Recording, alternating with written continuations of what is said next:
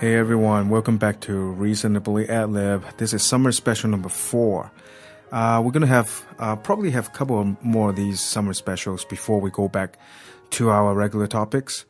Today, just like the other summer specials, we're gonna have 2 segments. The first one, we're gonna go to a different direction and talk to a jazz trumpet player about jazz education, playing jazz, and improvisation. In the second segment, we're going to have conductor Gary Cannon back to the show, and he's going to talk to us a little bit about what conductors do behind the scenes and score studying, etc. If you want to talk to us, keep in touch with us, you can email us. Our email address is ralpodcast@gmail.com. That is ralpodcast@gmail.com. And look us up on Facebook and subscribe to us on iTunes. Okay, we're going to jump right into the jazz trumpet segment, and I'm going to see you on the flip side. Talk to you later.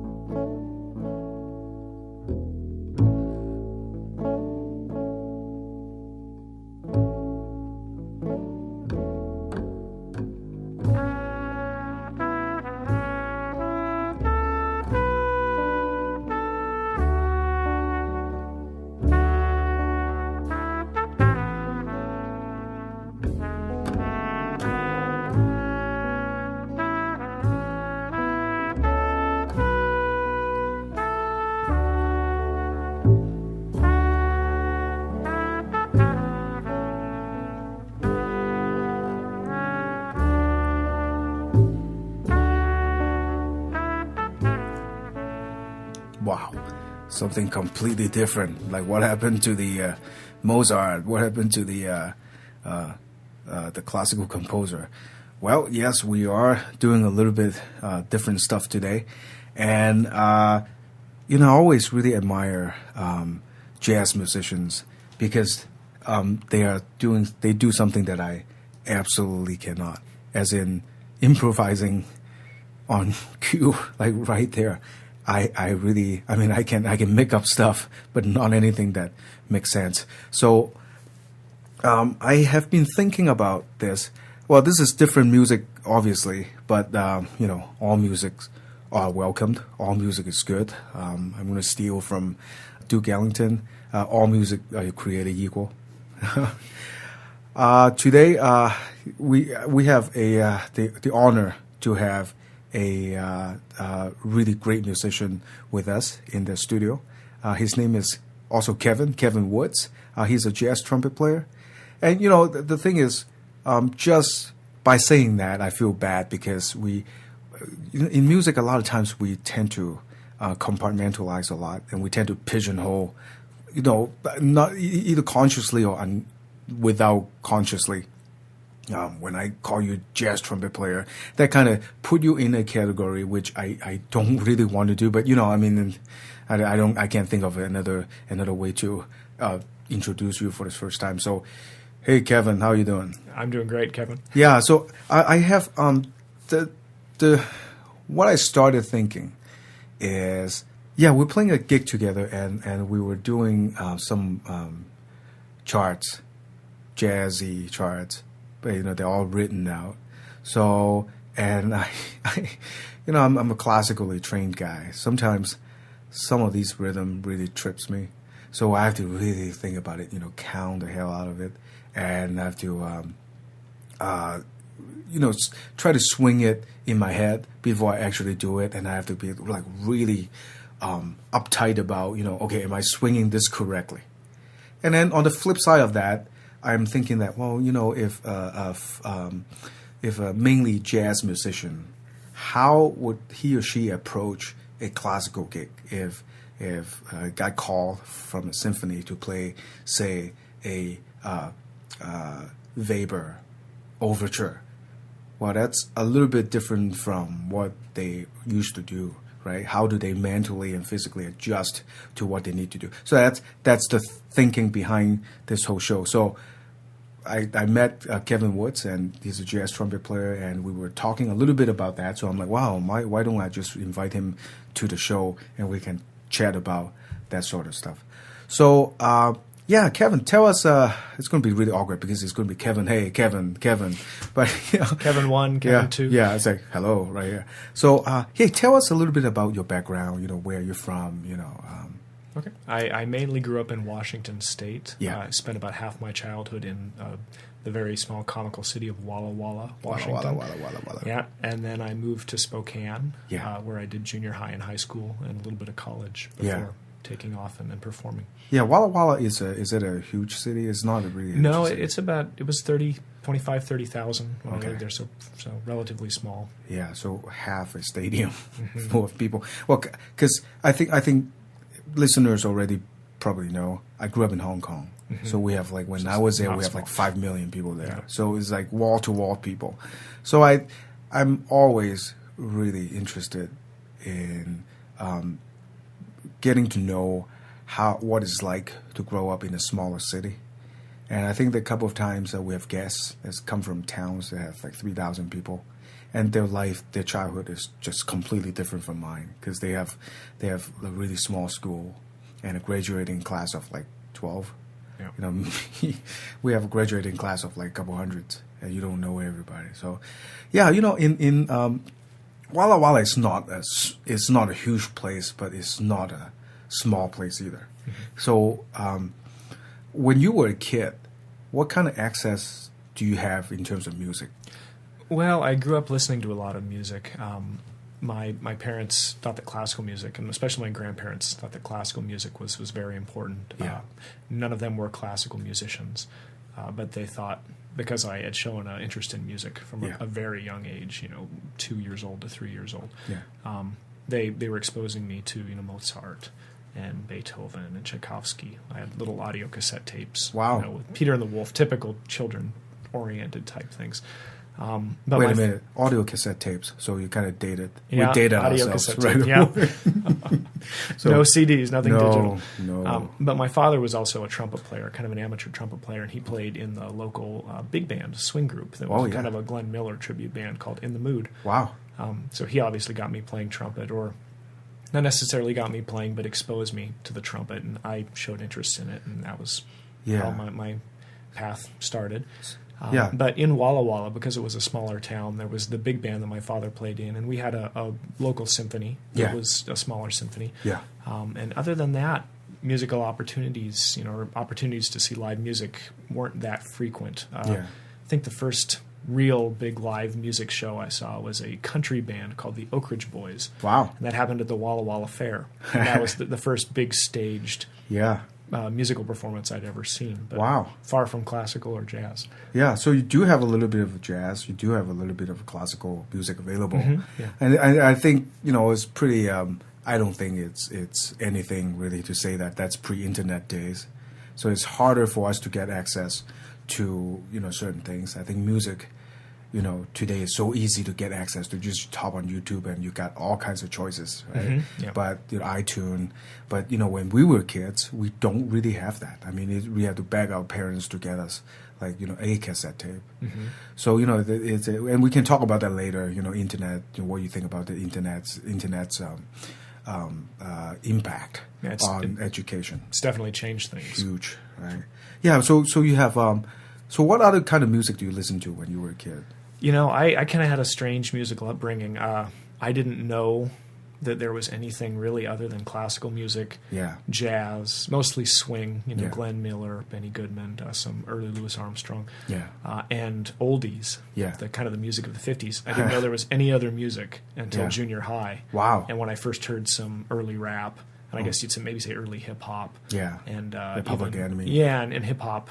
Or techno music, and so I was kind of blown away by that because I just had no idea that it existed. It was mostly, big band jazz that I've been listening to. I think a lot of times, especially I'm just imagining it. When you're growing up in a smaller town, a lot of times pre-internet days, a lot of your musical choices has a lot to do with what's available at home. And, you know, I mean, back then you can't hop on a computer and go grab your own stuff, right? So your parents listen to that, then you end up listening to, right? Any when you were in grade school and middle school, were you in band or? I was. Yeah, I started actually. I started playing the trumpet or the cornet at about age 5. I would go down and listen to my father practice and rehearse and pick up little things from him. You know, like I learned the B flat scale by hearing him play it, and I just trial and error taught myself that scale. But I also sang. So before I was actively involved in band, I was a singer. I was in, you know, boys choirs and youth choirs and honor choirs and things like that. Yeah. But trumpet is basically always the only instrument. Yeah, that's the one that's been my main focus. Any teachers ever want to switch you to a low brass instrument? No. I was always kind of the first trumpet player in the elementary and junior high bands, and because a lot of times that's how it happens, right? It's like, that is. We need low brass, so they like, you know what, euphonium or baritone. You can read the same music, but just punch down the same keys and just blow. Yeah, somebody has a naturally great lower register on trumpet, and they get switched to baritone or. Not to launch into another tangent, but that's kind of how I got to play low brass, because when we were kids, I signed up for the trumpet naturally because that's the only thing we know. Not that I especially like the trumpet, but that's the only thing I know. And then they were like, well, you know what, we need low brass kids, so we just assign you into low brass, and that's the rest of my life. Yeah, that happens a lot, I guess. So high school, we are talking about the 80s. High school would have been the 90s, mid-90s, yeah. Yeah, so that's a little bit pre-internet days too. Mm-hmm. So do you actually have a sense of, do you actually think that your musical taste actually broadened at that time, or? Yeah, I started listening to a lot of different types of music. That would have been the grunge music era, especially being in Washington State, so close to Seattle, and having friends that weren't necessarily into jazz or classical music. Even if they were in band, they were into other kinds of music. It broadened my horizons just by association. I started listening to a lot of different bands. Yeah. But jazz is, at what point of your life do you, was jazz always there in your life? Or? You know, it was, and improvisation was always there. It was something I did naturally because I would listen to even records, the Louis Armstrong records that my father had, and I would learn to play along. And I didn't know I was actually transcribing a solo, but I would learn to try to play the Louis Armstrong solo, sometimes down an octave, obviously, as I was younger. And it wasn't even a study thing. It was fun. It just comes naturally, a lot of stuff. Yeah, it came natural, but I also worked at it, and I really learned to play through trial and error. Yeah. But, Saturday morning for me was sitting on the couch watching cartoons with my cornet. And, there's the old Warner Brothers cartoons had such great classical music and jazz music. And I would sit there and hear something, and whatever, caught my fancy, I would figure it out. And if I spent 25, 30 minutes trying to figure out one or two measures or some, motive, that's just what I did. Well, okay, another tangent. Yeah. Some of those, you're right, some of those old cartoons, like Roadrunner and stuff like that, they really have some wonderful music. Yeah. Because what those music is, it's really schizophrenic. Because, in like half a second, they have to switch from, Wile E. Coyote, right, being all like happy with himself, and then suddenly like fall down a cliff with the weight waiting for him, right? From victory to defeat in half a second. Yeah. So how do you actually do that musically? Oh. I that's off to another tangent too, but I think that's something that we're lacking in a lot of music today and in education is the ability to rapidly transition between emotions. I'm friends with a lot of opera singers, and in their lessons with master teachers, the teacher will have cue cards, on 3x5 cards, and they'll be singing an excerpt from an aria or something, and the teacher will hold up angry, and they have to automatically switch their style. It could be a beautiful aria about love. It might be a rage aria, so that's appropriate.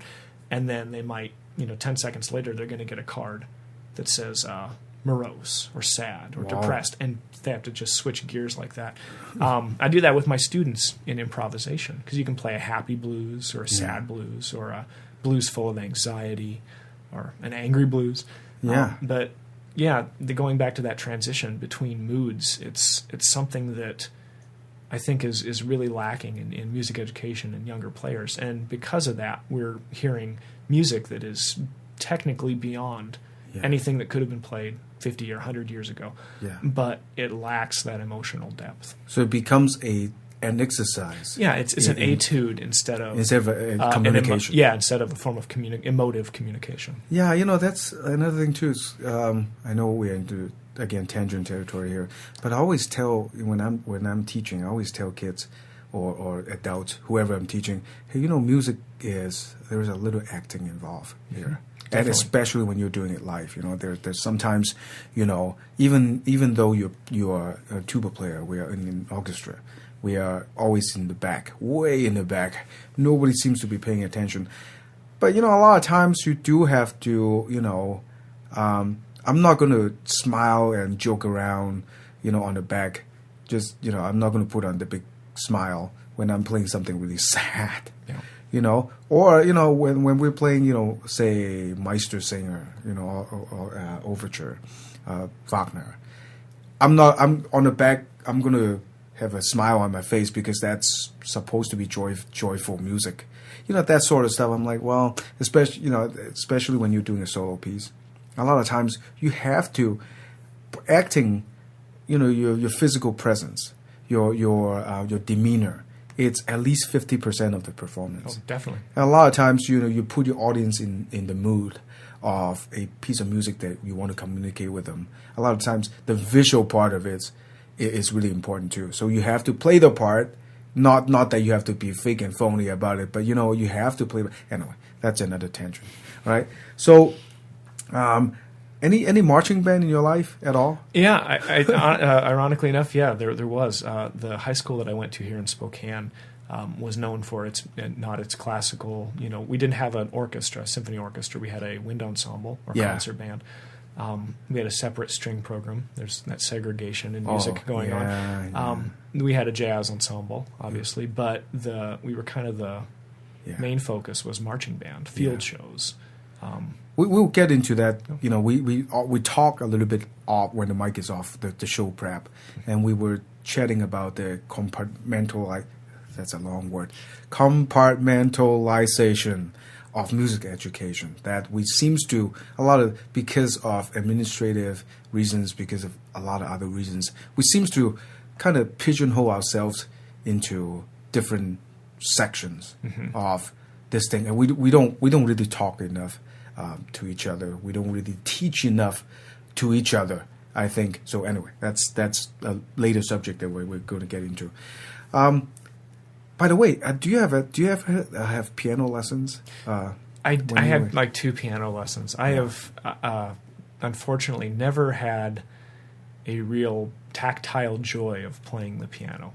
I can sit down at a drum set and play really mediocre swing beats, or jazz, or even old time jazz on a drum set for 10 minutes, and it can be the most fun 10 minutes of my day. But sitting at the piano for me has always been a chore. So I didn't grow up with piano. I actually learned the piano in B flat because I had a trumpet and I knew that this note was C on the trumpet. But when I played what I was told was C on the piano, it was a D on the trumpet. So the top black key, B flat, was C for me. So I learned the piano that way, which caused problems in class piano and piano tech in college, because I had to basically transpose until I could relearn the piano that C is C and B flat is not C. Right. That's yet another tangent, I know. But for low brass players, we always read music in C. So I'm really confused a lot of times, how kids were being taught. When they started the trumpet, I mean, the B flat they were talking about is not the C they were talking about is actually concert B flat, and it was like, whoa, is that going to be confusing? But at what point? Yeah, you know, the reason I bring up the piano thing is I remember I started piano lesson when I was 4. Mm-hmm. So a lot of times, you know, when you started, you played piano when you were a kid, all you got to play, the only thing you got to play are classical stuff. So I think a lot of times that there's no right or wrong. I think it's not good or bad, but because you started piano that young, and then for the next 10 years, you only touch classical repertoire. Mm-hmm. That kind of skewer your mind a little bit, as in you are so well trained in that department, but you're so lacking in the other department. And that has a lot to do with, you know, why I'm so, I guess I'm not blaming anybody, but, you know, a lot of times I think back to how I grew up and how I started studying my first 10, 15 years of studying music.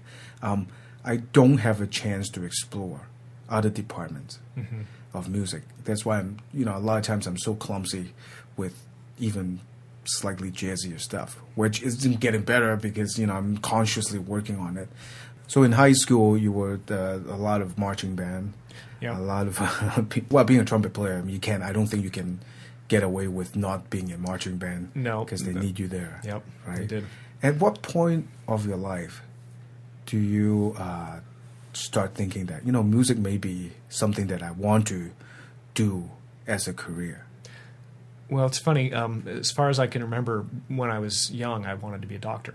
And that something had a dramatic shift in around 8th grade. Yeah. I'd always been active in music, but because I'd never known any professional musicians, being from a small town and then a smaller city, I had no idea you could be a professional musician. Yeah. It never even clicked to me.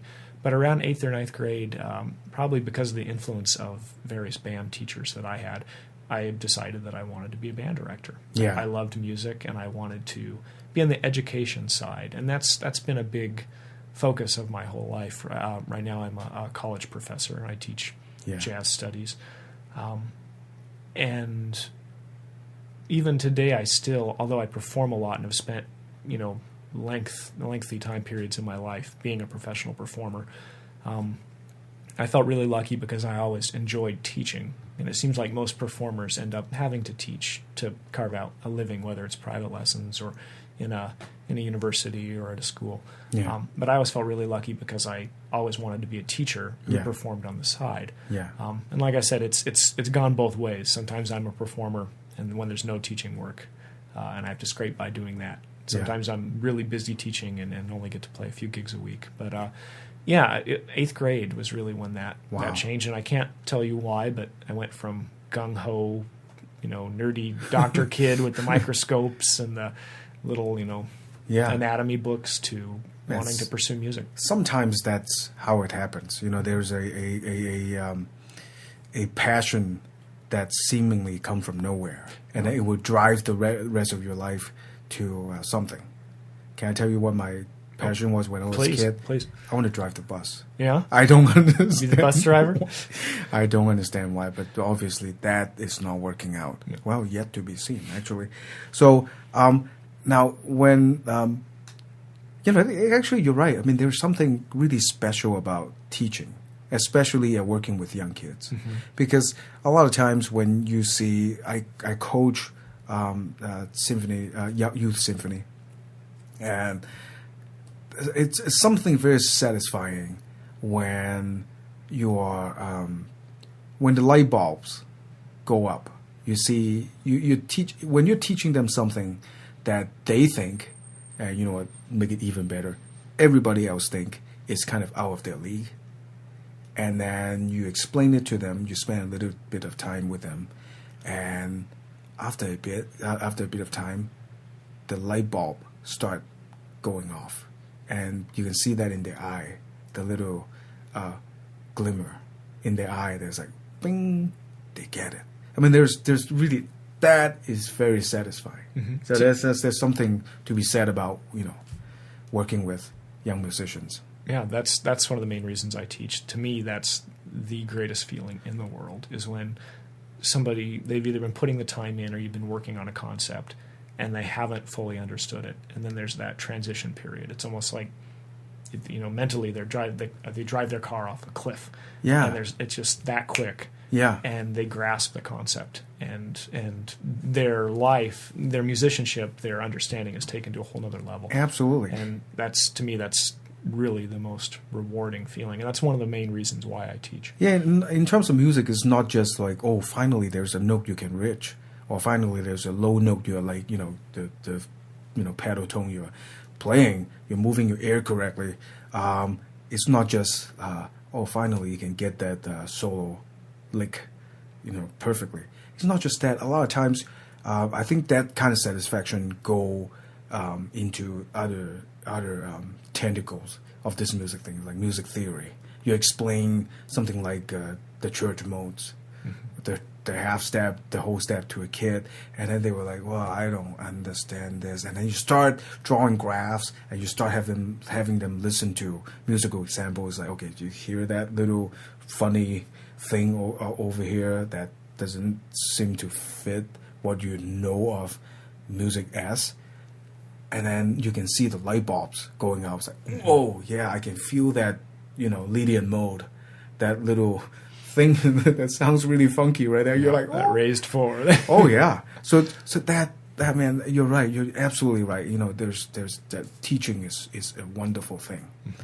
So now, when you decided to go for a music career, is there a point that is there really a conscious choice that you want to, I'm thinking I might want to go classical or I might want to go jazz? Is there a choice so clearly laid out in front, or it just happened to fall into place? I guess the point when I made the first decision like that I ever had to make was my senior year in high school. Yeah. I was selected for the All Northwest Jazz Ensemble and the All Northwest Band. Yeah. And I couldn't do both ensembles. I had to make a choice.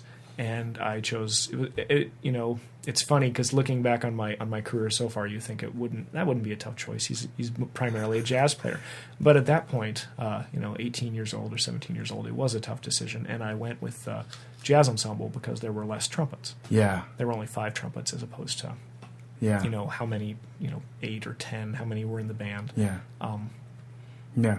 Well, it's weird too because a lot of times. What drove you to a certain direction sometimes happen kind of accidentally. You got forced into. Am I characterizing? Yeah, it wasn't as much force as it was me wanting to be maybe in a smaller ensemble. This could be ego too. I wanted more light on me. Yeah. If there's only 5 trumpets as opposed to 10 trumpets, then chances are that my role. In creating ensemble music is going to be larger, or I'll play a more important role. But I made that decision, and then I went to college. I had 2 years of college here in Spokane at Whitworth College, where I studied with Dr. Dan Keverly, great trumpet player.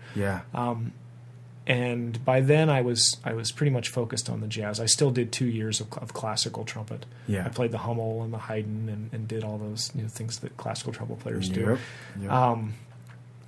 But I was primarily, by then I was pretty much focused what I was practicing most. I'd have, these crazy 8-hour practice days for, my undergrad year, and I'd spend, 5 or 6 hours of that practicing jazz, and the rest working on technique or in classical playing. But my teacher was always trying to get me to pursue classical music. He thought that, that's where my career or teaching would end up. And I kind of fought it. It is a university. Yeah. Now you're a teacher yourself now. I want to go a little bit into teaching philosophy a little bit. Is there such a thing as a jazz education? Trumpet players, right? Trumpet kids. Let's say trumpet. Let's isolate it into a trumpet situation. Into like a jazz trumpet education. Yeah. Some people would look at it that way. I don't look at it that way as much. In my own playing, if like we were talking, I try to get 3 hours a day in now because I'm busy and teaching full time. But at least an hour and a half of that, sometimes more, depending on how I'm feeling, is spent. I spend a little bit of time warming up, and then I'm working on things that would be considered classical technique things. I'm doing stamp. Yeah. I'm doing a lot of mouthpiece buzzing, a lot of flexibility, the Charles Collin book. Yeah. And, so I'm spending a lot of time doing technical things, a lot of breath attacks for response that a classical trumpet player would do. But then the other half of my practicing is working on any music, jazz, primarily jazz music that I have coming up, pop music, any type of commercial things I'm doing, sometimes classical music. But I guess some other teachers would disagree and say there's a jazz technique, but I would think that most players today, most jazz players, younger jazz players, are coming from a technical technique background, and they're applying that to jazz. There are very different things technically, especially in articulation. I find that articulation that's when I have a classical gig coming up, or I'm doing a lot of jazz and then have to have an oddball, left field classical thing come up in my schedule. That's what I really focus on is articulation, because the way we start a note, or especially the way we end a note in jazz playing, or the way we play an eighth note line is so different than it is in the classical world. Just vibrato. Yeah, vibrato even. Yeah. Yeah, on the Wagner thing, I don't think you'd have. I don't think you. Yeah, it's a different vibrato. Yeah. You get fired right away. Yeah. Right. So, for tuba players, we don't really have that much of that to think about, because there are a couple of really great jazz tuba player out there, but that's not really a clear option to us. Not so much anymore. Trombone, yes, trombone players. I mean, they can launch into a more jazz focused career. But for tuba players, I don't think so. I mean, even some of the jazz that we do, like the classic stuff, like the Dixieland, and we basically just doing the bass line, right? So what else? You can do band, you can do Oktoberfest, and you can for tuba player, you can do a Dixieland kind of the same way, right? So it's half of what you do is very classical. Yeah, I don't look at it necessarily as I'm practicing classical things, but there's so much to work on technically. Yeah. That I'm approaching that generally from like a classical musician would. Yeah. When we're using labels again. And we kind of have to, but for me, just so much of my practicing day is trying to be a better trumpet player. Is tackling the instrument every day. Yeah. And that's how I start every day.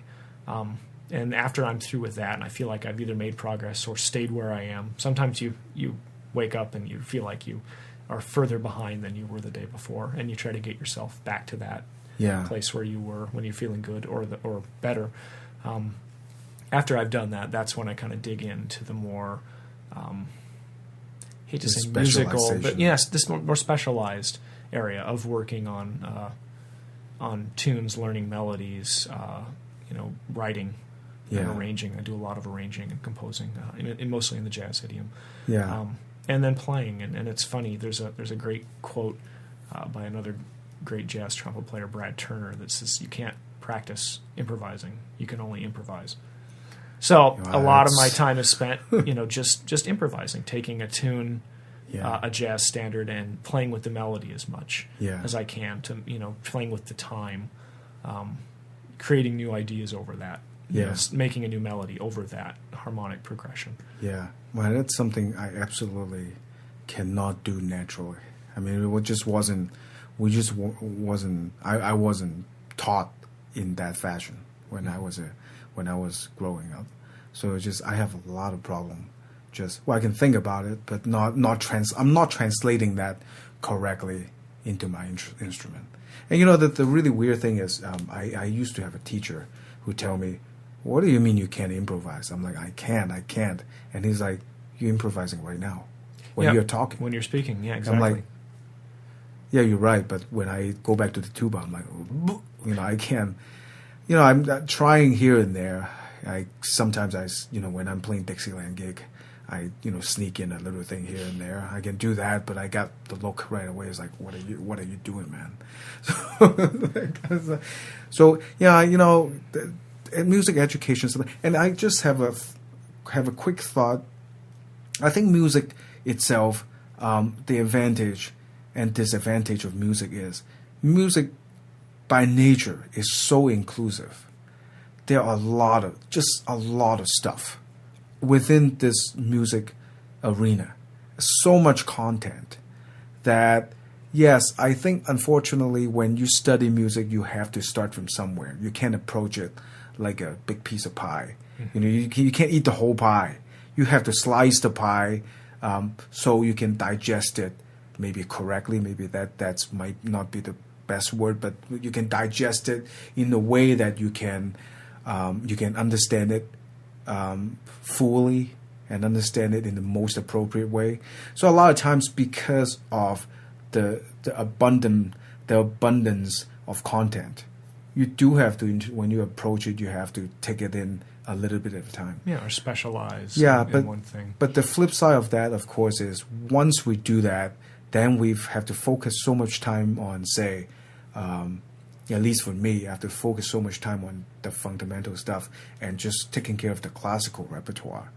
I don't get to touch the jazz side of it, or I just don't have enough time, or don't have enough, or I'm not getting the correct instruction to do more improvisation, you know, that sort of stuff. And I think music education is really, I think this is what I think, and feel free to disagree with me, but I don't think you will. I think it's really important for musicians, the working, playing musicians, to know more about music theory and music history, because especially music history is laid out the why we do this, why we're doing certain things that we're doing right now. Once you understand that, you would have a better chance to communicate that piece of music in front of you to your audience, right? Because your audience are influenced by history also. Oh yeah, and totally. once you understand what you are actually talking about, a Hoagie Carmichael tune written in the teens and the 20s, right? What that piece of music was saying, or the context of a Gershwin tune, you know, where is it coming from, or where did it go after it was, you know, it was performed in a musical back then, you know, where did it go, you know, how was it developed through the years, and then now you're playing that tune. Then once you understand that, then you have a better chance playing it, you're talking in the same right language when you're talking, you know, communicating it to audience. Yeah. Am I off base? No, I think you're exactly right. I think it's almost like any discipline. The more you know about it, the better you're going to be able to convey a specific emotion or what you're feeling through that piece of music. I'm a big believer that you have to know where you've been to know where you're going. Oh yeah. And that's another thing. It's taking jazz, for instance. We now have over 100 years of history in jazz, and a lot of students are going back to the 60s. Yeah. And that's as far back as their jazz education goes. Or they start in the 80s and go back to the 60s and work their way forward. Yeah. I remember doing a residency at the Kennedy Center, I think in probably 2006 or 2007. It was 30 young artists from all over the world that were both performers and composers, jazz performers and composers.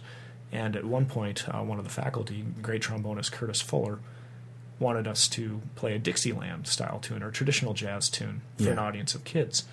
We were preparing this educational performance. And out of those 30 students, I was the only student that knew Tiger Rag or Bill Bailey or any of those traditional tunes, you know, St. James Infirmary or Strutting and Barbecue. And that kind of shocked me.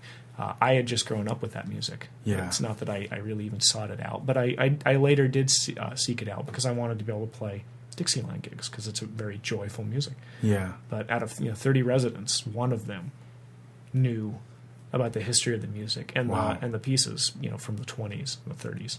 Especially for jazz too. I think the beginning of it's New Orleans. It has a lot. I mean, it has a lot to do with race. It has a lot to do with, unfortunately, slavery, and how. And I think one need to understand that, and in order to appreciate it to a deeper level. I think. I mean, that sounds snobbish to say, right? No, that makes sense. Well, there's so much joy in that music too. Yeah. It's a music coming out of hard times. Yeah. And the music was joyful. Yeah. Because you needed it to lift you up. Yeah. You needed it to get you out of the misery of everyday life. Yeah. That's another theory I have, that when things get good, the music gets dark because you need something almost to bring you down, to balance you out. But artistically, the music's so full of this joy. And what's really sad for me is that a lot of younger jazz players, when I hear them play, there's great technique, there's a harmonic, I guess we'll say heaviness, or this really informed harmonic sense, and not a lot of joy. Yeah. And if you go back to that older music, go back to the music when it was being used to, as a basically, a joy drug to bring you up, you have a greater understanding of how to put that emotion into your music. And unfortunately, a lot of younger jazz musicians and their teachers aren't taking them back far enough in the history. Yeah. I just got an idea for a future show, as in, we should get maybe a couple more people, 2 jazz cats and 2 classical geeks. And we should talk a little bit about this, because I guess if you ask me what's the difference between playing classical and jazz, and this is a dangerous territory, of course, it's difference. But I think one of the difference between approaching, and feel free to disagree with me here, approaching jazz and classical is how you channel that emotion. How much of that emotion are you going to channel, and how what's the format of that emotion you can channel? I think a lot of times when you're playing, and I'm not talking about the quality of the emotion. I'm not talking about the amount of the emotion. You can go all out in terms of, say Vaughan Williams' tuba concerto, the middle movement. It's like tremendously emotional and expressive piece of music.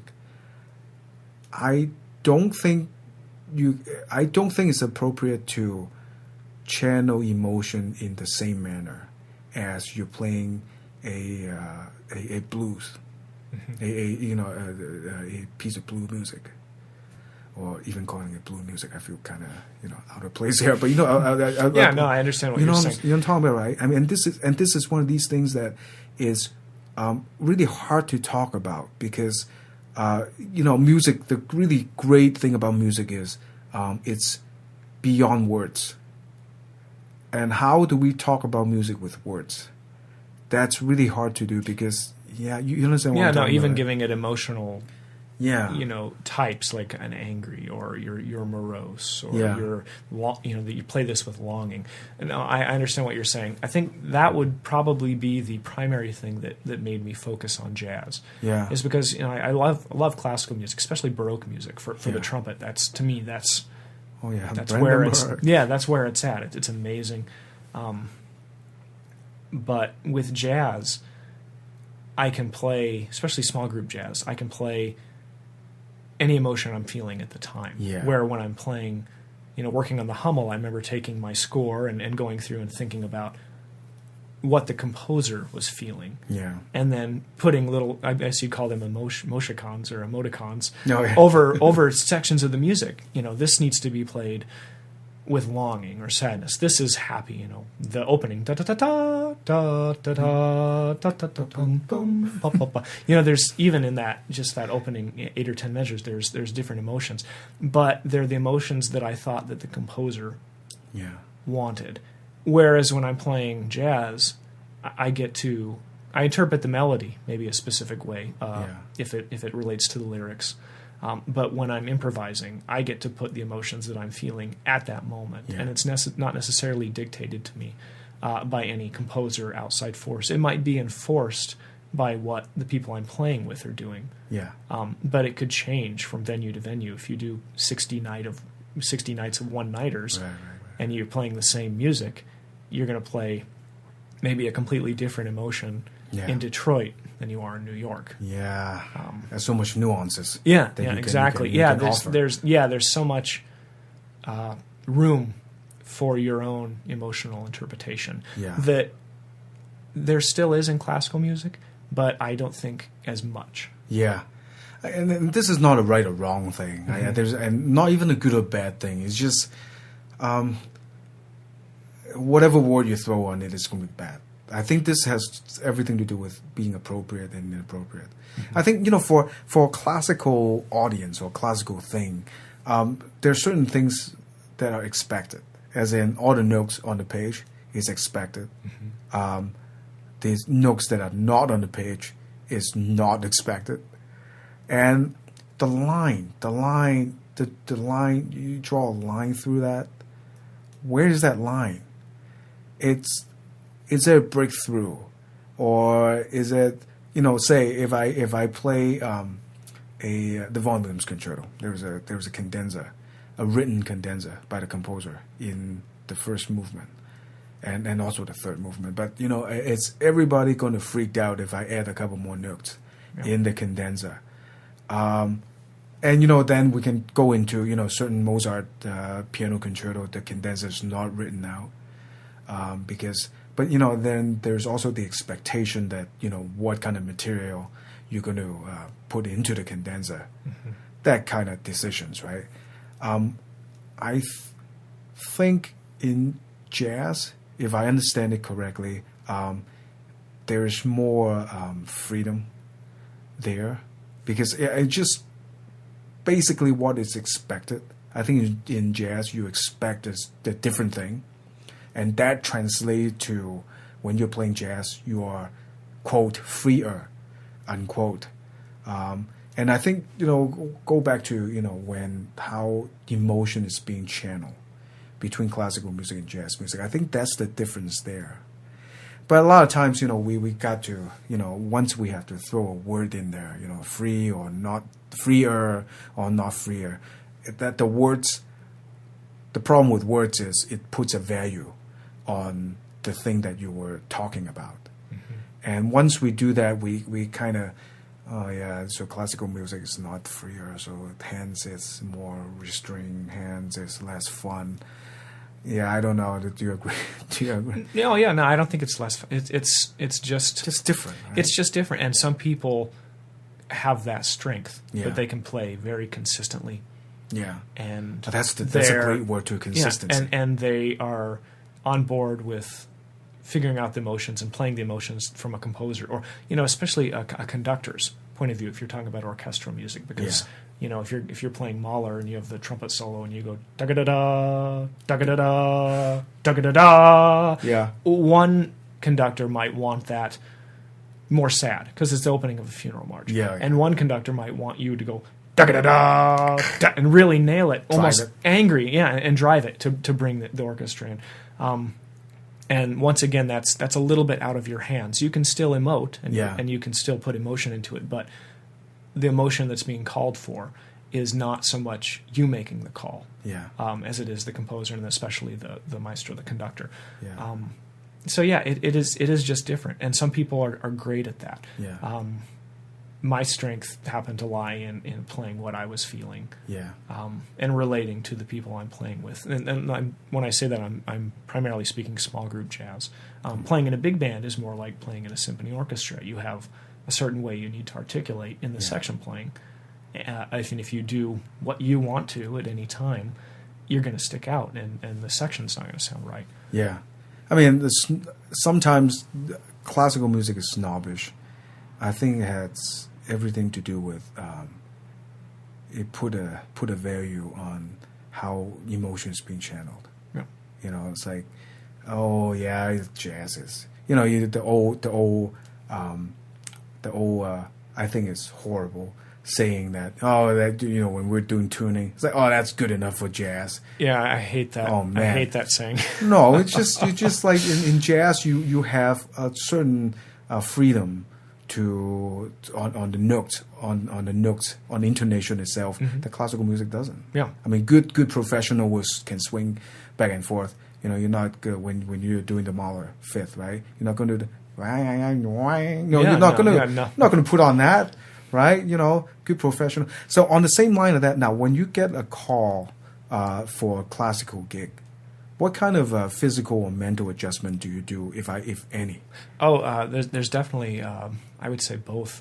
adjustments that I make, and it's more of a mental preparation thing. Yeah. So whenever I get a call for a classical gig, first I try to get the music as soon as possible and see if I'm familiar with it. If I'm not, those web resources, again, Spotify has been great. Yeah. I'll give it a lot of listening. So there's a lot of listening involved because I want to show up and, first of all, not embarrass myself because it's not my primary function. Yeah. But a lot of listening involved, a lot of score study if I can get the score, part study, I guess you'd say. Yeah. Pardon me. So I'm spending a lot of time doing that, and then I will alter what I'm doing in my playing. Mm-hmm. So we talked about articulation. What you talked about, intonation. I might use intonation to put as an affect to put some type of emotional inflection on a note. Yeah. You know, I can take a note and go boo doo doo doo dwee ya boo ah boo doo dee del yo da, where if I was playing that same passage classically, you know, it'd be ta ta ta ta ta ta ta ta ta ta. And I can't even help myself putting inflections on that. But so it's very different, and also the sound that I'm going for, the sound concept that I'm going for is very different. When I get an orchestral gig or a classical gig, I'm thinking of my sound as broad and large and round, where I'm not necessarily not thinking of it that way when I'm playing jazz, but I might want to have a smokier, darker, more diffuse sound if I'm playing a certain way. Yeah. I might want to have a brighter sound if I'm playing a samba or playing, you know, in a salsa gig, a salsa band. I don't necessarily want a dark sound. I want an edgier, brighter, more on top of the beat, you know, sound. So thinking of how I want to sound, listening, practicing my parts with the correct articulation, really sometimes focusing, if it's been a while since the last classical gig, you know, no tongue stops. I'm not going to go da. I got to go da, and let the air, the decay of the air, stop. Exactly. I can't. I can't do those type of things. Yeah. You know, there's just a lot of classic. I have to get back into the habit of, if it's not marked slurred, don't slur it. Yeah. In jazz, I could take a melody and I might be doing something back accent tongue, where you tongue and then you slur the next two, and then you know, and it's just different in classical music. You have to play what's on the page. Man, I know this is a tangent, but tonguing for brass players really is a huge event.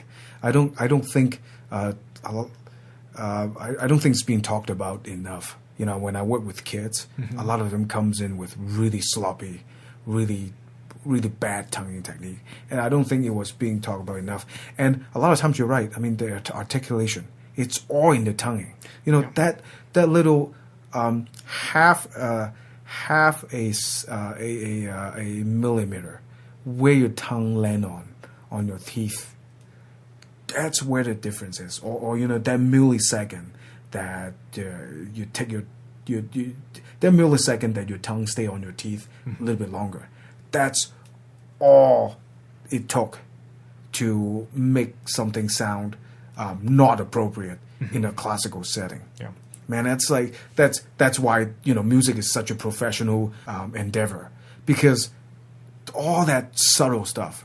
And what I always tell students is, well, I mean, you're great, you sound great, but you know, the last 5% of your craft is the toughest, the craziest roll, the most, you know, the climb is the craziest. Yeah, when you look at something microscopically, that, like you said, that last 5% of trying to attain, you know, as close to perfection as you can. Yeah, that is you know, you were talking about like the adjusting from a jazz. You know, you have a jazz gig and adjusting to that, to the set of skills and technique, to the next day you have to play a classical gig. We are talking about the last like 10 to 8% of adjustments, right? Just where things are is so incredible. You know, that's why, you know, you are awesome, because you can just swing back and forth. Because it's something that I really have a lot of trouble doing. You know, I mean, I can play some jazz, but I really have to think about it really consciously, and I guess that's where things goes wrong. So now you can hear the music coming up. That's Kevin Woods playing. I forgot to mention that. So, hey, Kevin, thanks again for coming today and talk to us about music and musicianship and education. And please come back, sir. Oh, I will. Thank you very much. Thank you, Kevin. Thanks again.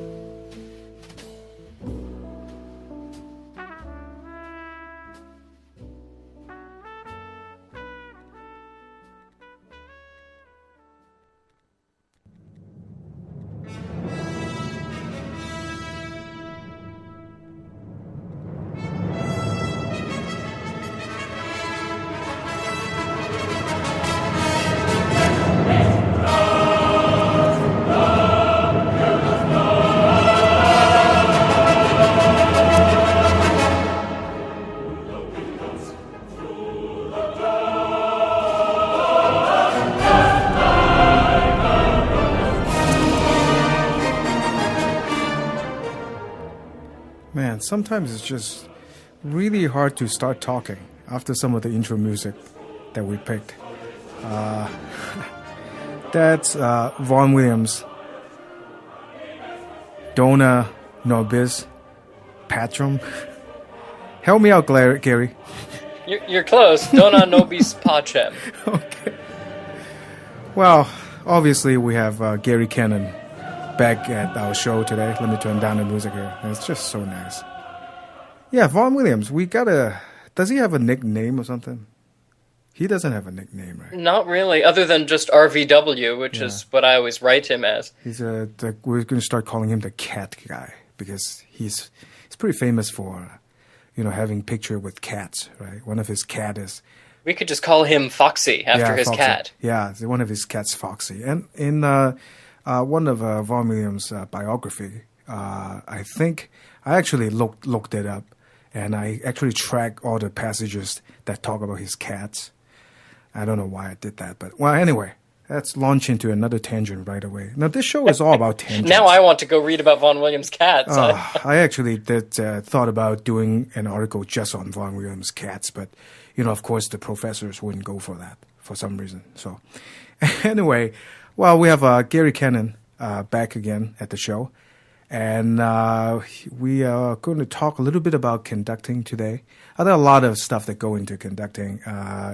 And we're going to mainly talk about preparation and some of the nuances with conductors. And maybe we will launch into whether there are differences between choral conducting and instrumental conducting.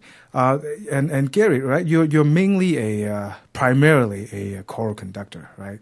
That's correct. Yeah. I direct 3 community choirs in the different regions in the Seattle area. Yeah. I've also worked with orchestras, though, and I've worked with opera companies as well, which is a whole nother can of beans together with orchestral and choral conducting. Yeah, opera is always really fascinating to me because a lot of stuff just has to go into an opera in order to make it work. That's and right. You have the acting, you have the singing, you have the acting, and then you have the orchestra have to play most of the right notes, hopefully. And then after that you have the staging, and then the scenes, and then the lighting, and then a lot of stuff that go into opera. Well, we can go into that later. But so yeah, check. A lot of times when we think conductor, we think the glory, we think. Conductors being praised for their performances. And recently, I was actually at a youth symphony camp, and we're doing some studying, and the conductor, the executive director of the whole camp, actually do a lecture every night. And one of the thing is they play some videos of performances for kids. And a lot of times these orchestral, videos with orchestra playing stuff, is a lot of times they focus the camera on the conductor, all the faces that the conductors made, and all the motion, all the conducting motion, and etc. And a lot of times, unfortunately, that's the only thing that is being think of and being talked about. So I think it will be very interesting to talk to an actual conductor to figure out what else is done in order to make the performances good. Right, because technically the conductor's only standing up there for the couple of hours, but just like any musician, the conductor has to prepare accordingly. Yeah. And they're unique elements when you're the person who's standing there waving your arms and not the person who's standing there making the noise. Yeah. And, the other aspects of being a conductor is, of course, the financial or the business aspect of it. A lot of conductors have to be great fundraisers and really good PR people. But let's leave that alone for now. So, hey, Gary, okay, so if we talk about being a conductor, when you get the score, when you established the program, say, for the next 3 concerts, and you start getting the scores in, what do you do at that point? Well, generally, I will have seen the scores before I program something. I make a general policy that I need to know the piece at least to a certain degree before I program it. Right. There are, of course, exceptions when you're commissioning a new work or you know of something that you just can't get a hold of a score of, but you know from other performers that it'll work for your group. Right. So, I mean, the whole process of planning the concert, for me at least, it takes about 2 years or so. Wow. From where I first start thinking about the concert to the point where we start rehearsing it. Great. Yeah, so it actually took a long time to and working with, and I think we talked about this before, working with composers, living composers. Yes. Is a totally different dynamic, right? Because, then you got to work. Stuff is in flux, as in some composers like to consistently change things, right, in order for things to work better. But some composers would not like to do a lot of alteration. Yeah, I haven't found too many complexities in working with composers as regards revisions. Yeah. There are plenty of horror stories, though, of composers who deliver the manuscript 2 days before the performance. My favorite story is Randall Thompson's Alleluia, great choral work. Yeah. And it was written for the opening concert at Tanglewood. Wow. And about, a week before the concert, the conductor, I think it was Kusevitsky, wrote to him or called him and said, "Where's the piece of music?" And Randall Thompson, as the story has it, had completely forgotten. Oh, man. So he wrote the piece in about 4 or 5 days, just as the Nazis invaded Paris. He was writing this unaccompanied piece on the text Alleluia. Under and pressure. Yes. They delivered it to the singers, who were actually all of the instrumentalists and singers of the camp. They were all singing the premiere. Wow. And so they received their copies of it about a couple of hours before the performance. Well, ideally, you don't want that to happen, right? No, exactly. Well, the nice thing about that, though, the piece isn't too difficult. It's beautiful, too. Yeah. The conductor, when he first was handed the score right there in the first rehearsal, said, well, at least we don't have to worry about the text. Yeah. Well, a lot of more, I don't know if this is, I'm, of course, speaking in very general terms. Sure, yeah. More modern works, I think, tend to employ more complex musical elements, as in a lot of modern works will have really complex rhythm. Right. They'll have really complex, just different time signature every 2 measures. And that sort of stuff, you don't really want to wing them. You really want to have some kind of prep time to sit down and map out everything, or, maybe just, even just grabbing a pencil or highlighter to highlight or write down stuff that you need to watch out for. That's already a couple of hours. Well, and as I said, in my experience, the vast majority of composers are well prepared. They certainly want the best performance they can get, and they know it's in their interest if then the musicians have had the music as long as they can. Yeah. Hey, talk about what you do, if you don't mind, as in, when you get a score. Let's say Sure. the Dona Nobis. The Dona Nobis Pacem? I'm horrible at pronouncing. I'm sorry. You just haven't studied enough Latin. Oh, no. Yeah. Wait, let's talk about now. You recently performed that piece, right? I did. I most recently conducted that in this past December. Yeah. If you don't mind, talk a little bit about, when you get the score. What do you do right away? Do you look it over? Do you listen to other recordings to get an idea what's happening? That sort of stuff. Sure.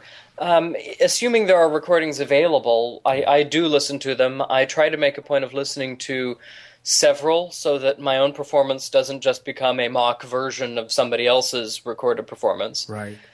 And that's kind of a little bit of a balancing act, right?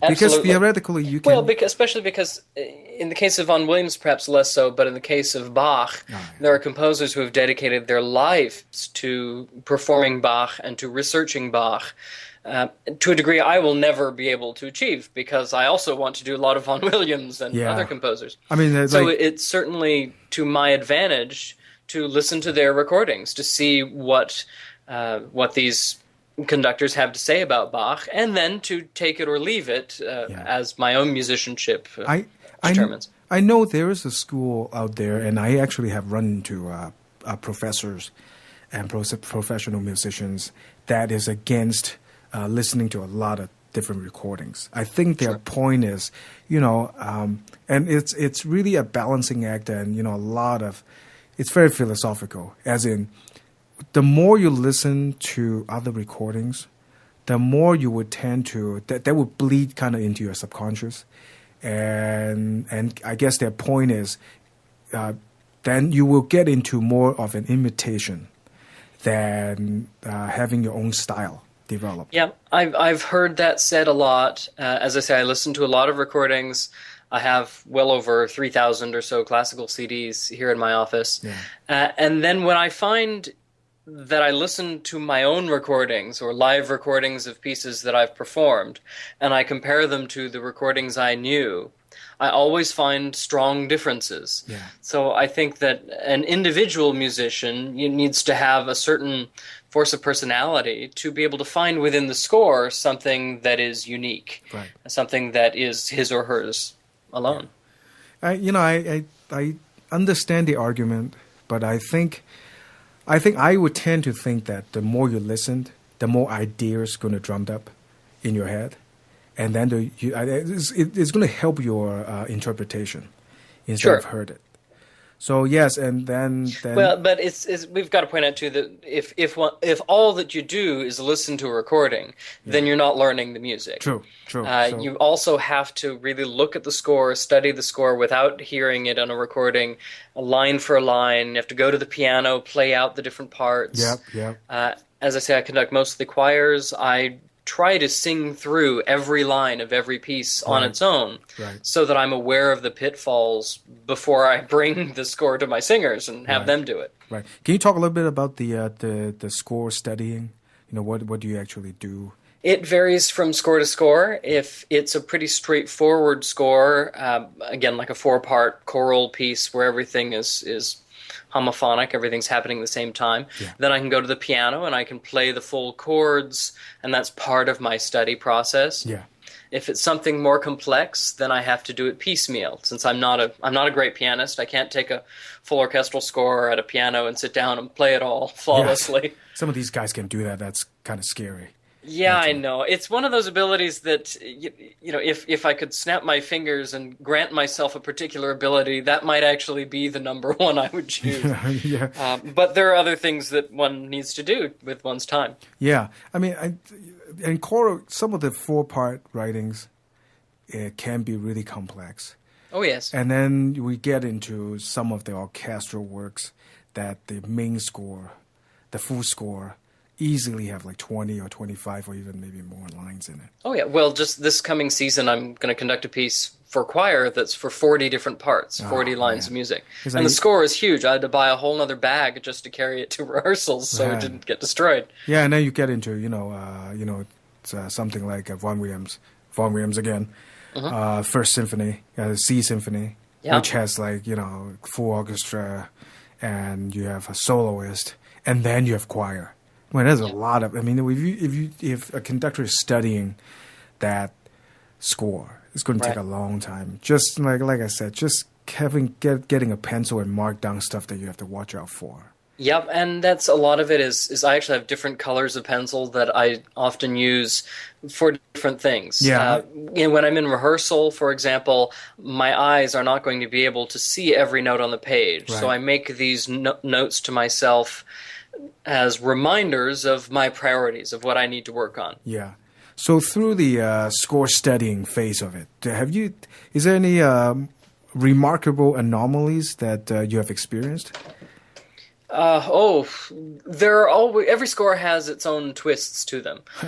Sometimes you'll find, for example, the piece will be moving along and suddenly you have to revoice the strings entirely. Wow. What were 2-string violin parts suddenly become 3 or 4 or 12. Yeah.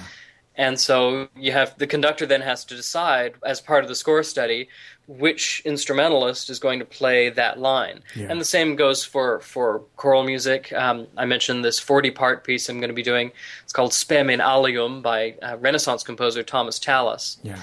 And as part of the preparation for that, I have to know not only each line of the score very well, but I have to know my singers' different voices to assign them accordingly. Yeah.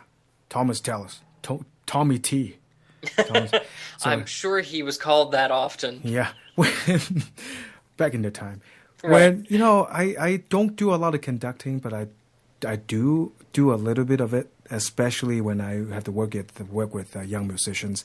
And for me, and when you're working with young musicians especially, a lot of times you have to take care of them by cueing them here and there. When like recently at camp, I conducted a Renaissance piece, and a lot of the writing is, one of the player, the first trombone will play a segment, and then he or she would drop out for maybe 12 or 13 measures, and then he would have to come back in. A lot of those, I really have to cue them. But I think I have to do the same with professional musicians, experienced instrumentalists and singers alike. I think a lot of times I have found that I really have to change my own thinking, because when I'm just being the tuba player on the back, right, I only really have to worry about in terms of just playing. Yes, I am listening to what's going on around me, but in terms of just playing, coming out, putting my playing at the right place at the right time with the right notes, I only really worry about one line. But when you're the conductor, you have to basically oversee the entire thing. And like you said, you're going to have a piece that have 40 lines. So potentially you're going to have like 40 different entrances within a short period of time, right? So I think writing, and I think part of this. I hope you agree with me, but part of score studying, of course, is to mark down all these places that would be potentially hazardous. Oh, absolutely. And any entrance that is important for the structure of the piece is something that deserves particular attention from the conductor in rehearsal and in performance. Yeah. There are, I'll leave it at that. We could go on for hours about just the idea of who to cue and who not to cue under different circumstances. Yeah. Often there will be a part one line that has an important little entrance that you won't hear very much, but they'd better get that entrance right, because then 4 bars down the road, they are the most important thing happening, and you want to make sure they got the initial entrance. Yeah, I remember one time I was, this is actually quite a long time ago, and this piece doesn't get performed a lot, I don't know why. It's Respighi's Church Windows. Oh, that's a fantastic piece. And I guess the reason that it doesn't get performed a lot because there's an organ part. And it's really, I think the best way to do that is in a cathedral with an actual organ. But there are pieces for organ and orchestra that are done all the time. And we've all been to the Saint-Saëns Organ Symphony and so on and so forth. Yeah, but for some reason... I think if that's the excuse that the organization uses, then it's a lame one, say I. Well, but for some reason, church windows just doesn't get performed a lot. But I got to do it once, and there's a tuba entrance right before the organ come out blazing, right? And the tuba entrance, you just boom, boom, boom. And I remember, on paper that doesn't look like anything remarkable on the tuba part, but the conductor would just point at me, and I'll just come right out with that entrance. So that feels pretty good, right? But I think I'm pretty much guessing that on the conductor's score, and that she must have that little tuba entrance circle.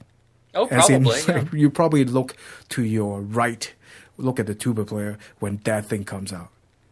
Yeah. Any other stuff that you pay attention to or write down when you're doing score studying? I find that in addition to marking entrances, I often mark a general sense of the dynamics and of the structure. If there's a big crescendo that builds up over, say, 4 or 5 bars, I'll write a huge crescendo in my score as a reminder of that. If the entrance is at a tricky place rhythmically, on an offbeat, for example, I may circle the little rest in addition to the cue mark, because the way that you cue somebody on the beat is different from the way you cue somebody off the beat. Right. A lot of that. Tempo changes of meter, I mark in specific places so that my eye will go straight there, so that whatever happens, I see those things, because those are the most important. Yeah. And, in terms of being a conductor too, I think the dynamics between your player and you, that's really important. Well, sure. The whole thing about conducting is that sounds like by some magic, the conductor has to cajole a large group of instrumentalists who individually on their own, they know the piece collectively. Well, No, I mean... They know the piece collectively better than the conductor ever can, because they only have to deal with one line at a time. Yeah. Well, what I meant was, that sounds like a really stupid thing that I just said. Of course, the dynamics between the player and the conductor is important. What's your point? It's absolutely kind of integral, and therefore it's not a stupid comment at all, in my opinion. In fact, too often a conductor overlooks that. A conductor walks into a rehearsal, expects the musicians to be able to play or sing what's in front of them, waves his or her arms around, says a particular comment or two, and that's it. It's a very dry, it can be a dry or cold procedure. Yeah. But if you have a rapport with the musicians, if you have some kind of relationship with them, then you know how to communicate with them, and they will then see different signals from you, and it'll save time, and in my opinion, it'll give you a more exciting final product in the performance. Yeah, you said that perfectly. But what I was actually thinking, and I think we don't disagree here at all, is whether a conductor, at least when I'm doing it, whether I feel comfortable or not during a performance or even rehearsal, a lot has to do with the player's reaction and how the dynamics between the conductor and the player. Because especially during a performance, if I cue a player to come in, and if he or she give me a look like a deer in the headlight look, suddenly I would totally freaked out. Am I doing something wrong? Every conductor has given that, and every conductor has seen that as well. Yeah, especially when you give a beat and nothing happens. Yeah. That would be that's scary stuff. Any now the piece that you're going to conduct, right? The 40-part extravaganza. Sure. Is it just there are instrumentalists in that. Oh no, that's 40 voices with no instruments for 10 minutes. Wow.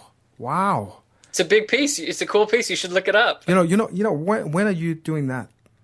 I'm doing that in 3 concerts in March. Okay. I'm actually collaborating 2 of my choirs that are about 35 voices each. We're going to join together, so it'll be about 70 to 80 voices in these concerts. So we're going to have 1 or 2 on a part. Wow. So, and it's all playing different lines. Or I'm sorry, it's all singing different lines. That's correct. There are 40 different staves on the full score, and they're all unique. There's no doubling of one line and another, like you may find a flute doubling a violin. Wow. Each one is independent in the 40. Wow. You know what? After the concert, when the dust settle, it will be so cool if you can come back and talk about that piece. Oh, I'd love to. It's an amazing piece of music, and Yeah. I've never conducted it before. I've sung it a few times, and I will confess I'm kind of quaking in my boots at having to really learn 40 lines and think as many of them as I can in a prioritized fashion over the course of that 10-minute span. Yeah. It'll be a challenge for me, and it's the reason I chose to do the piece is that I'm excited for that challenge. Yeah.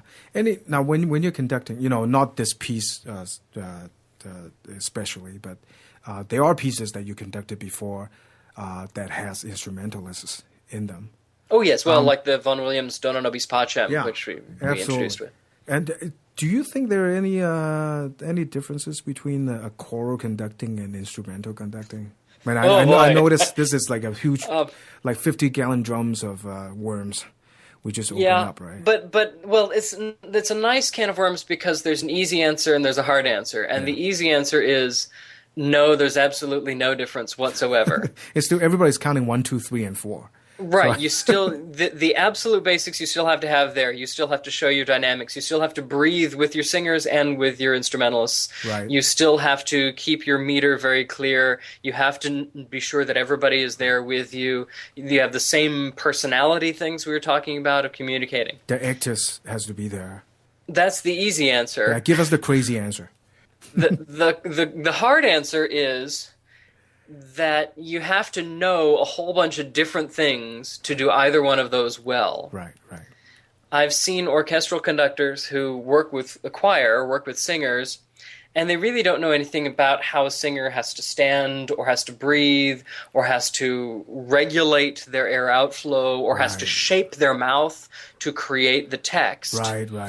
And similarly, I've seen choral conductors working with an orchestra who have no idea what it means to what the difference it'll make if the strings have an up bow or a down bow. Yeah.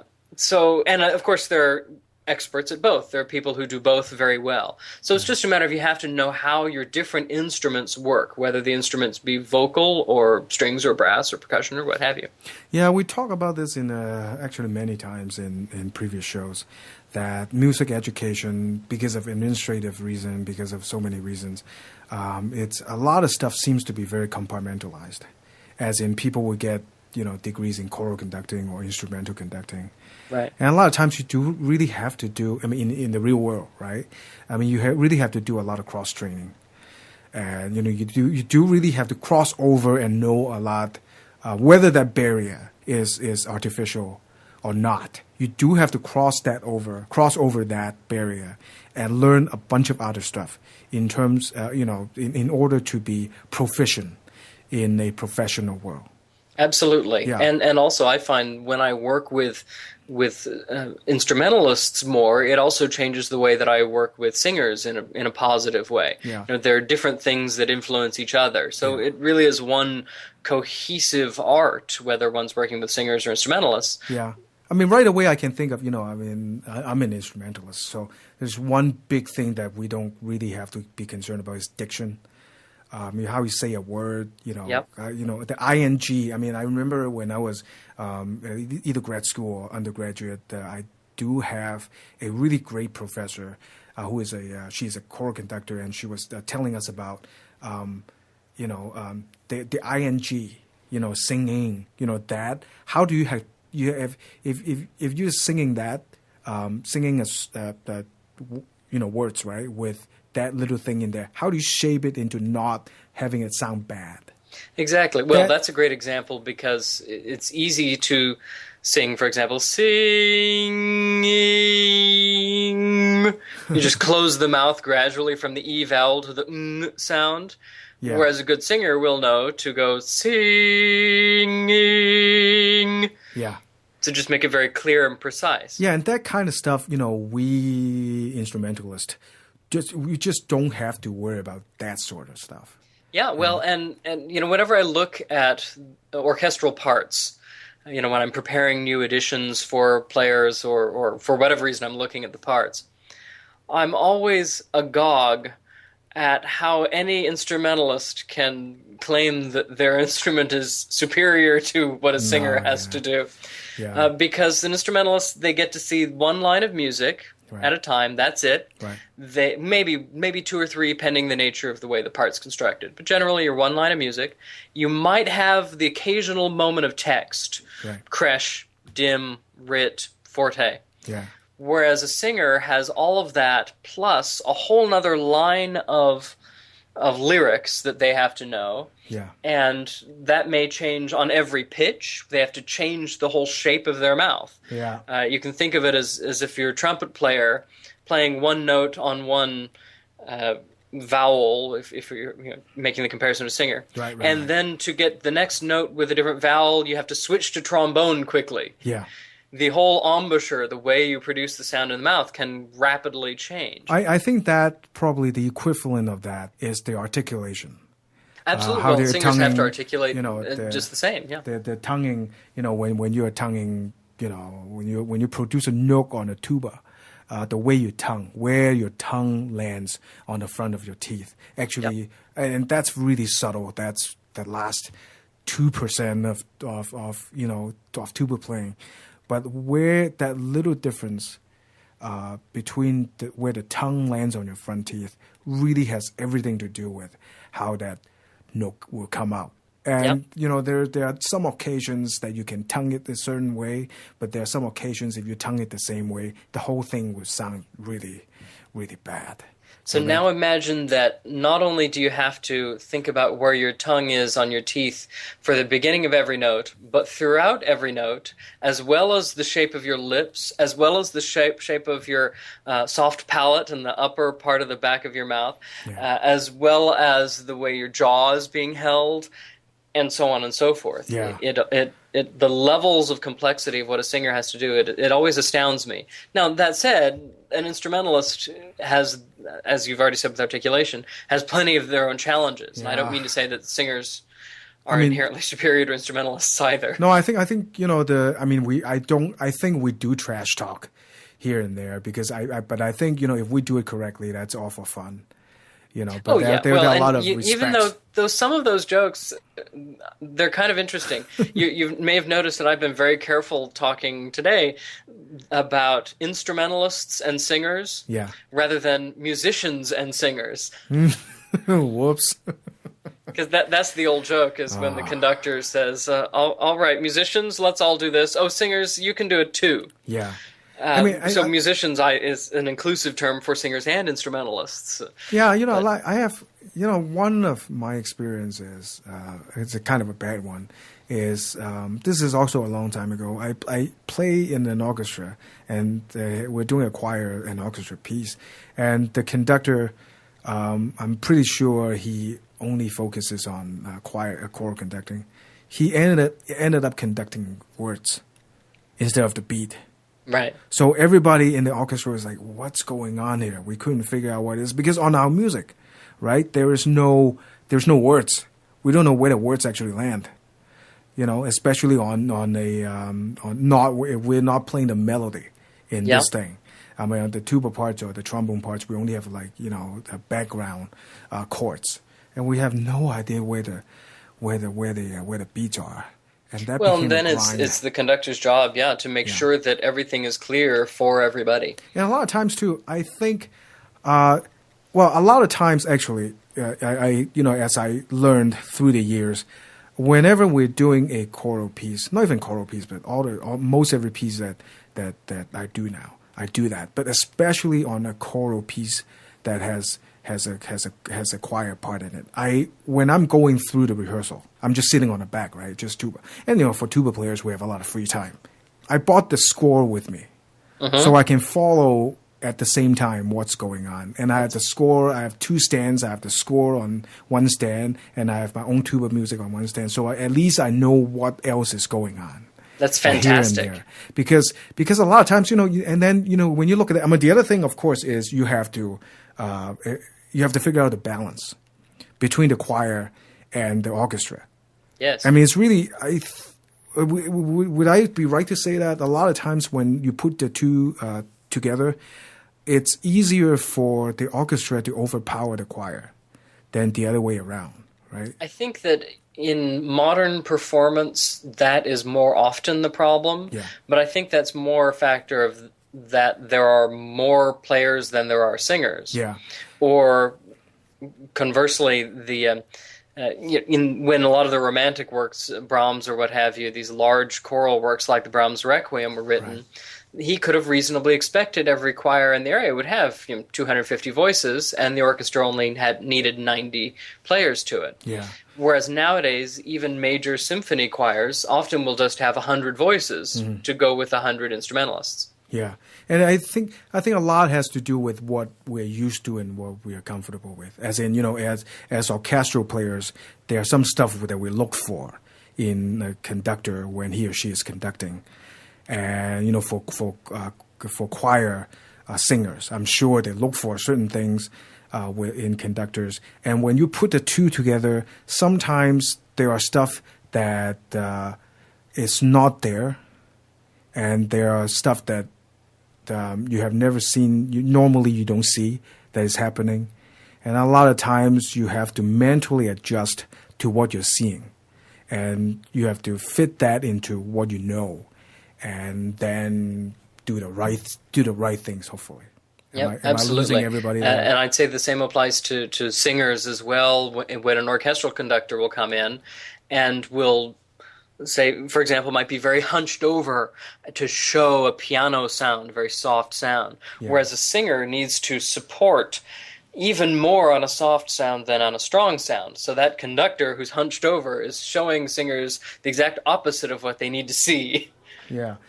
Well, thanks again, Gary, for coming in and talk to us about conducting. It's a lot of really fascinating stuff. Really. It's my pleasure. Thank you for having me back. Thanks again, and I look forward to the next time. Yeah, please come back. Please come back. Thanks again. Thank you.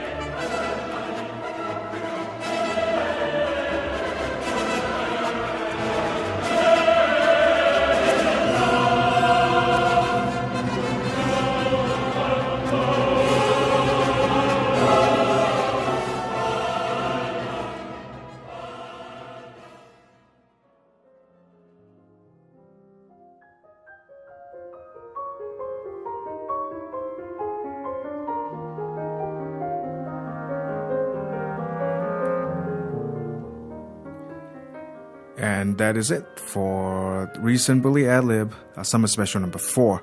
Again, keep in touch with us. You can email us at ralpodcast@gmail.com. Look us up on Facebook. Just search for Reasonably Ad-Lib and subscribe to the show on iTunes. We're going to have, like I said before, we're going to have a couple more of these summer specials. So we have a lot of I think really good, interesting stuff coming up. So again, until next time, talk to you soon. Bye.